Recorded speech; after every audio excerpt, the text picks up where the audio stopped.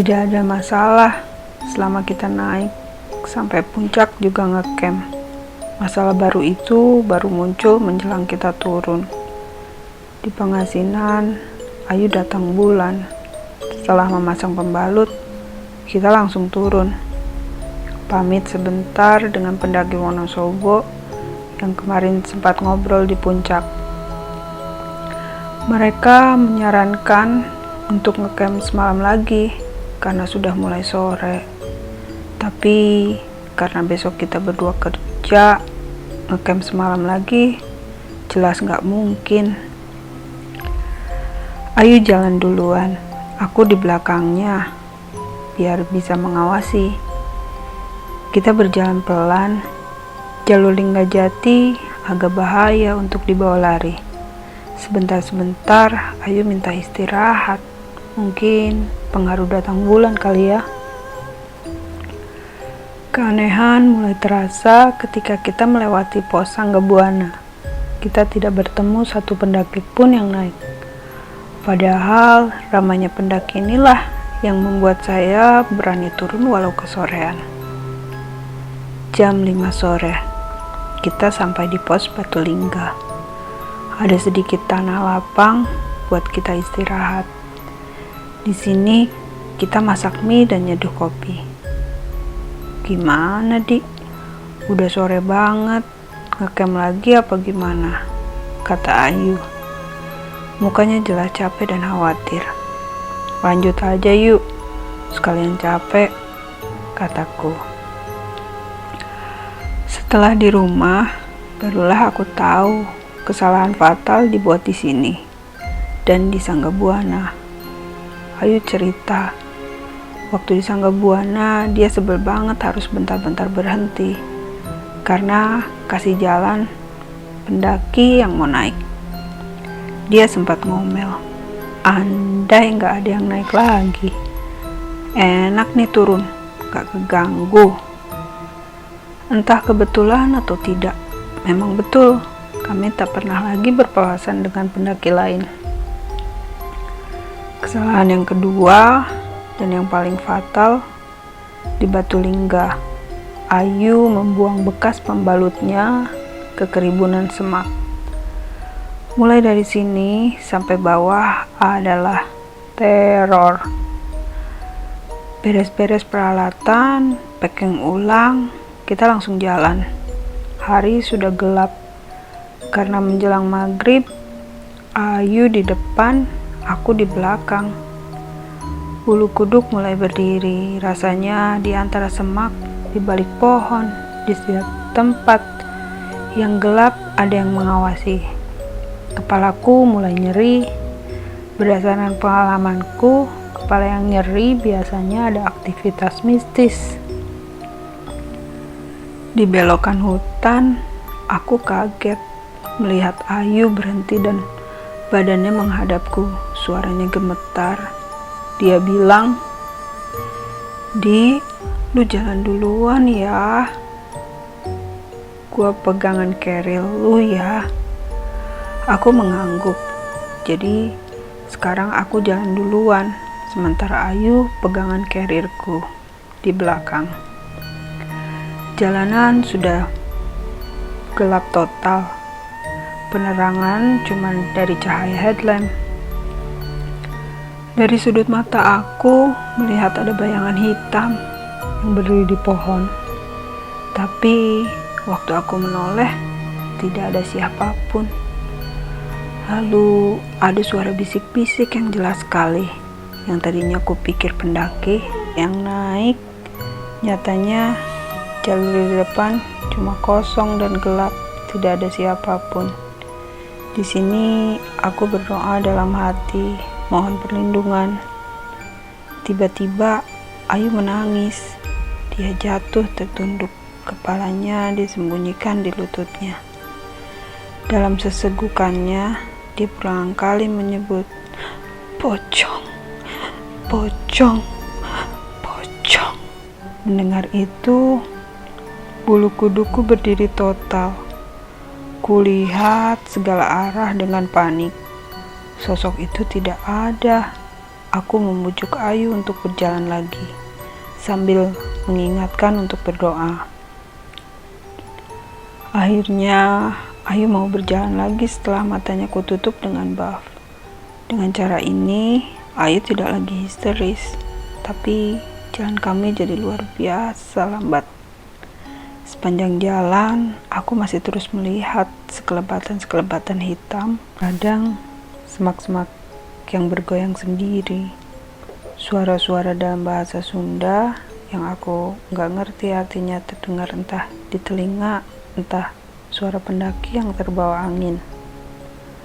Badanku gemetar ketika ada sebuah bayangan di ujung jalur. Dia jongkok di bawah pohon. Kali ini bayangan itu tidak hilang. Aku istighfar semakin kencang. Ayu memegang tanganku dengan erat. Semakin mendekat, kami akan terpaksa melewatinya karena sosok itu tepat di pinggir jalur. Nyaliku habis. Aku diam di tempat, gemetar dan keringetan. Kali ini Ayu sudah memelukku. Dia walau tidak melihat apa-apa, tentunya merasa ada yang ganjil. Lama aku berdiri berharap sosok itu hilang, sehingga kami bisa lewat, tapi dia tetap di sana. Tiba-tiba punggungku ada yang menepuk seorang pendaki yang sedang turun. Alhamdulillah, kami selamat. Aku lega. Dia melambaikan tangan mengajakku jalan. Aku langsung bergerak. Sosok itu sudah hilang. Aku mengikuti pendaki ini hingga tiba-tiba dia hilang di kegelapan. Sebuah suara pelan terdengar. Jalan lurus, Bang. Jangan tengok kiri. Aku dan Ayu masih terus merayap pelan. Teror nyata bercampur dengan halusinasi membuat mentalku semakin lemah. Sedetik yang lalu aku melihat tangan keluar dari tanah. Ternyata hanya akar. Dalam keadaan ini, akhirnya aku ambruk. Suara istighfar pelan masih terdengar dari mulut Ayu. Aku terbangun saat merasakan air segar di mulutku. Ternyata Ayu menuangkan air agar aku siuman. Kami mulai berjalan lagi. Keadaan sekarang berbalik. Aku yang hampir tidak punya tenaga tersisa dipapah oleh Ayu. Kelebatan-kelebatan bayangan masih terlihat di antara pohon. Di suatu tempat aku bahkan melihat kaki yang berayun-ayun. Tak berani memastikan kaki siapa. Aku memejamkan mata. Setelah melewati turun yang agak tajam, aku melihat di kiri jalur ada tenda. Aku lega bukan main. Akhirnya kami selamat. 3 orang tampak sedang mengelilingi api unggun. 1 orang melihat kami. Dia melambaikan tangan. Aku dengan gembira setengah berteriak ke Ayu. Yuk, mampir dulu di situ. Ngopi istirahat. Besok aja jalan lagi ya. Sambil menunjuk ke arah tenda. Tiba-tiba Ayu menamparku dengan keras sambil berteriak-teriak histeris. Di, sadar di, istighfar, gak ada apa-apa di situ. 3 orang itu sekarang semuanya melambai-lambai memanggil. Itu ada orang, yuk. Ayo ke sana. Gak enak, udah dipanggil-panggil. Ayo yuk. Ayu menamparku lebih keras sambil berteriak di kupingku. Menyuruh istighfar. Kali ini ketika aku menengok ke kiri, 3 orang itu sudah berjarak 1 meter di dekatku. Sambil nyengir aneh. Tiba-tiba kepala ketiganya lepas dan jatuh ke tanah. Sambil cekikikan, kepala tadi menggelinding ke arahku. Aku histeris dan langsung lari. Beberapa lama baru aku sadar. Aku meninggalkan Ayu di belakang. Kakiku lemas, jantungku berderak kencang. Mau balik nyusul Ayu, aku kelewat takut. Tapi tak lama kulihat Ayu berjalan turun begitu dekat. Dia cuma menepukku mengajak jalan lagi. Aku berjalan mengikutinya di belakang. Tapi pelan-pelan aku memperlebar jarak dengan Ayu. Terus terang aku gak yakin Ayu yang jalan di dekatku adalah Ayu temanku. Segala doa aku panjatkan.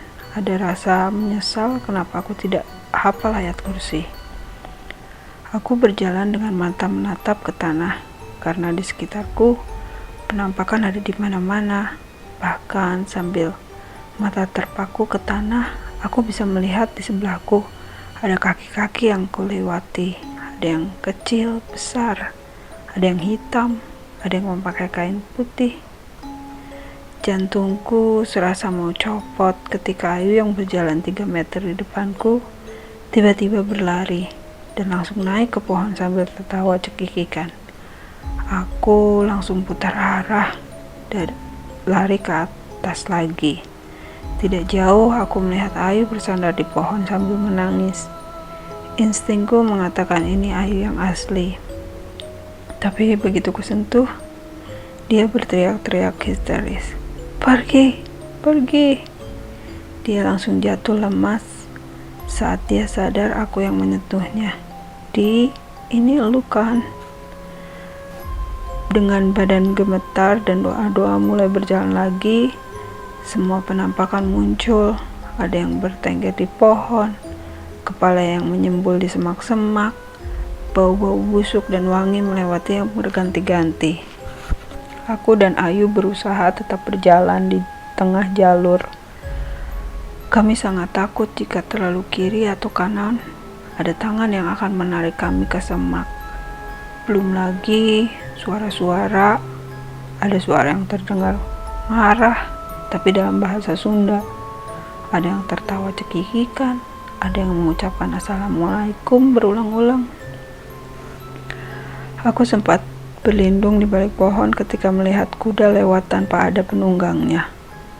Kami akhirnya lepas dari hutan dengan susah payah. Tidak pernah terpikir untuk melihat jam berapa, tapi gangguan masih belum mau melepaskan kami. 1-2 tangan atau kepala masih muncul dan hilang di sudut mata kami. Lalu suara burung terdengar jelas. Kuak, kuak, kuak. Entah aku sudah kelewat terbiasa atau sudah pasrah. Aku 100% yakin ini pasti burung jadi-jadian. Lewat di atas kami burung hitam, terbang dengan pelan.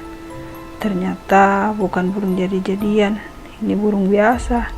Aku lega selega-leganya. Aku mendengar Ayu istighfar pelan, lalu jatuh pingsan. Perasaanku kembali berantakan. Apalagi ini, sebelum aku juga pingsan. Aku sempat melihat apa yang membuat Ayu tumbang. Di belakang burung tadi ada yang terbang mengikuti sebuah kurung batang. Aku terbangun di pos Cibunar, bingung dan disorientasi sampai aku tersadar lagi. Kejadian tadi malam bukan mimpi. Badanku kembali gemetar. Beberapa orang di ruangan itu menyadari aku sudah terbangun, langsung menghampiri. Yang satu memberikanku teh panas manis, yang saat ku minum langsung membuatku merasa tenang lagi. Yang satunya duduk di belakangku sambil mengusap-ngusap punggungku. Diminum pelan-pelan aja tehnya, Jang, kata si bapak. Aku memperhatikan seluruh ruangan, masih belum yakin kalau aku sudah tertolong. Pak, teman saya. Aku menanyakan keberadaan Ayu. Tidak adanya Ayu di situ langsung membuatku terserang panik. Ada di ruangan sebelah, tidak apa-apa. Aku lalu menceritakan semua kejadian yang kami alami sampai akhirnya kami pingsan. Baba itu mendengarkan dengan tenang, tidak nampak terkejut sama sekali. Asap rokok sesekali mengepul dari bibirnya. Jadi semua yang kuingat kuceritakan, kecuali kejadian Ayu membuang pembalutnya di semak. Selain takut, ada rasa malu karena telah mengotori gunung. Kunaon bisa sampai begitu, kata si bapak. Kejadian gaib memang sering di sini, tapi saya teh baru dengar yang sampai separah gini. Saya juga nggak tahu, Pak, jawab saya berbohong. Bapak itu menatap lurus ke mataku seperti berusaha membaca. Dia lalu bertanya, "Punten ya Jang, punten. Bapak cuma nanya, kalian di atas zina?" Aku gelagapan ditanya seperti itu. Astagfirullah, enggak Pak, saya sama Ayu cuma teman. Kita juga bawa tenda masing-masing. Bapak itu masih menatapku dengan pandangan tidak yakin. Tapi memang itu kenyataannya. Aku dan Ayu sepakat untuk tidur di tenda masing-masing. Ayu membawa tenda satu orang yang sering kuejek sebagai tenda orang mati. Dan aku membawa tarp tent yang baru kubeli sebelum berangkat. Kami memang akrab, tapi keakraban kami sama sekali tidak mengarah ke arah romantis. Ya sudah, kamu istirahat dulu sebentar, nanti ada yang datang bawa lauk dari bawah. Kamu langsung makan ya, diisi perutnya, kata si bapak. Aku mengangguk. Terima kasih Pak. Bapak itu langsung keluar, menemui beberapa orang yang sejak tadi diam-diam mendengarkan pembicaraan kami. Dari suaranya, mungkin ada sekitar 4 orang, tapi aku sama sekali tidak paham apa yang dibicarakan, karena dalam bahasa Sunda, tapi naik turun intonasi obrolan mereka yang pastinya membicarakan aku dan Ayu, membuatku merasa tidak enak. Jam di tanganku menunjukkan jam 11 siang. Buat orang yang habis-habisan diteror tadi malam, tak terbayangkan gembiranya melihat cahaya matahari. Aku melihat carrierku dan Ayu ada di pojok ruangan. Juga sepatu milik Ayu.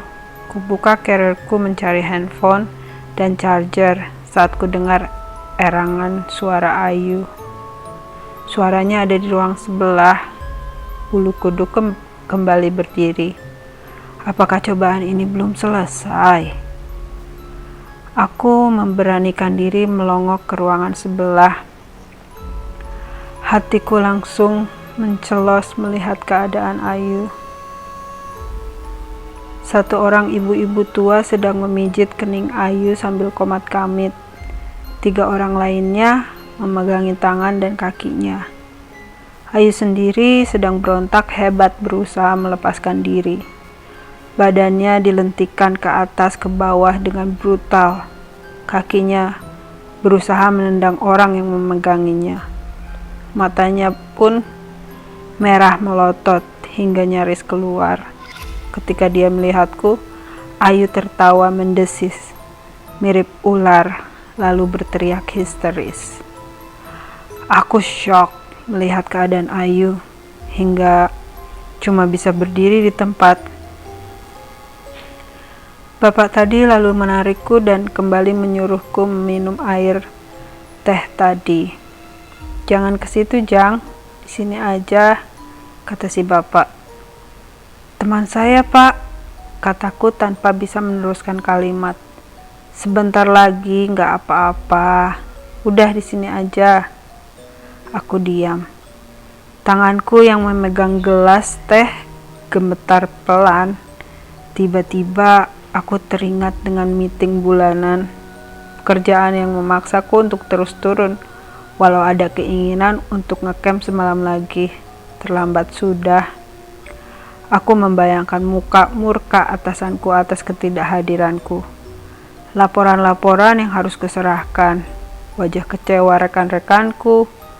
Aku mendesah. Pak, kira-kira sore teman saya udah normal belum ya Pak? Bis arah Jakarta sampai malam kan ya Pak? Saya hari Selasa harus sudah ngantor Pak, tanyaku pada si bapak. Si bapak menjawab ringan, tapi bagai petir di telingaku. Sekarang teh hari Rabu, Jang. Astagfirullah. Aku pingsan 3 hari. Tidak lama ibu tua tadi keluar. Dia berjalan lemah menghampiri kerumunan orang di depan. Di situ aku memperhatikan keriput tangannya. Ibu ini sudah tua sekali, mungkin usianya hampir 70 tahun. Di situ dia berbicara pelan, yang lain mendengarkan. Pada suatu kalimat, beberapa orang tampak terkejut, lalu mengangguk-angguk tanda mengerti. Bapak tadi lalu menghampiriku. "Jang, kita turun duluan ya. Kamu bapak bonceng. Teman kamu nanti nyusul turun, soalnya motornya cuma 1. Aku tidak bisa tidak selain setuju ketika akan mengangkat carrier.